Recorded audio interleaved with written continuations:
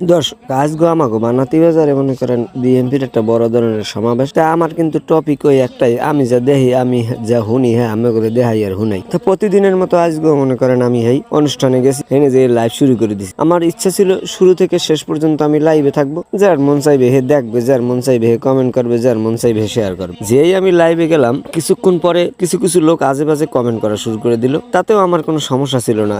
সে যে যাই লেখুক যাই কমেন্ট করুক, আমার লাইভে তো কমেন্ট আসতেছে আলহামদুলিল্লাহ। কিন্তু একটা পর্যায়ে তাদের কমেন্টের ধরন ধারণটা এতটাই মাত্রা ওভার করে ফেলাইছে, ফেসবুক আমাকে সাথে সাথে ভায়োলেশন দিয়ে দিয়েছে। আমি তড়িঘড়ি করে আমি ভিডিওটার সাথে সাথে লাইভটা ডিলিট করে দিলাম। তার কারণ আমার এত কষ্ট করে এই এত দূর পর্যন্ত ফেসবুক দিয়ে পৌঁছেছি, তার একটা কমেন্টের কারণে যদি আমি কোনো সমস্যায় পড়ে যাই সেটা আমি চাই না। তবে আমি তাদেরকে উদ্দেশ্য করে বলি, আপনারা যে এই আজে বাজে মন্তব্য করেন কী কারণে করেন? যার লাগে আপনার রাগ আছে পারলে হ্যার লাগে জারেন, যার লাগে আপনার সমস্যা আছে পারলে ফোন দিয়ে হ্যারে কোন হার বাড়তে যাই কোন। কিন্তু আমি আপনার ভাল লাগে না আর একজনের ভাল লাগে, আবার কোনো কোনো অনুষ্ঠান আপনার ভাল লাগে আবার তার ভাল লাগে না, এইভাবেই তো সবার তো সব কিছু ভাল লাগবে না। কিন্তু আমি যেহেতু মিডিয়া কর্মী হইতে চাই, আমি যেহেতু অনলাইনে কাজ করতে চাই, সুতরাং আমার সব ভালো মন্দ সব কিছু আমার চোখে যেটা দেখি, আমার কানে যেটা শুনি, ওইটাই আপনাকে দেখানোর এবং শোনানোর চেষ্টা করি।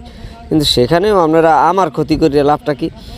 আপনার একটা কমেন্টের কারণে, আপনার কিছু গালাগালির কারণে দেখেন আমাকে ফেসবুক ভায়োলেশন দিতে বাধ্য হয়ে গেছে। এই হলো আপনাদের অবস্থা।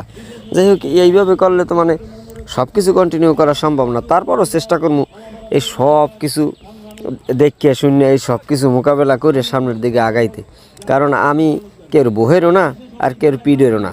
ওই কথা আছে না যে ওই আমি হাঁকও না, ডিমও না, গোস্তও না আর মাছও না, আমি হয়েছি ডাইল, যারে সব সমাজে খাড়ে। অতএব আমি ওই রকম একটা মানুষ হইতে চাই, সকালেও আমি, বিকালেও আমি, সন্ধ্যায়ও আমি, ভোররাইতেও আমি। সুতরাং আমি আমার জায়গায় থাকতে চাই। তো এই শালীন ভাষায় কমেন্ট করবেন, তাইলে একটু ভালো হয়।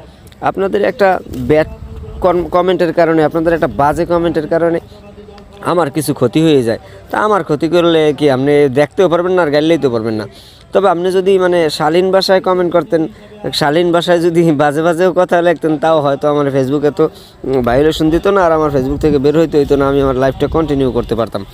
যাই হোক, পরের লাইফটা হয়তো ভালোই ছিল, সেখানে আজে বাজে কোনো মন্তব্য ছিল না বা ভায়োলেশনও আসে নাই। কিন্তু প্রথম লাইফটা আমার কাটতে দিতে বাধ্য হয়েছি।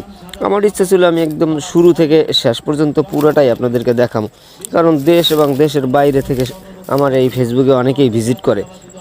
সুতরাং অনেক না দেখা জিনিসগুলো তারা দেখতে পায়, অনেক দিন দেখতে পায় নাই সেগুলো দেখতে পায়। এই মঞ্চে অনেকের থাকতে ইচ্ছা ছিল, থাকতে পারে নাই, সেই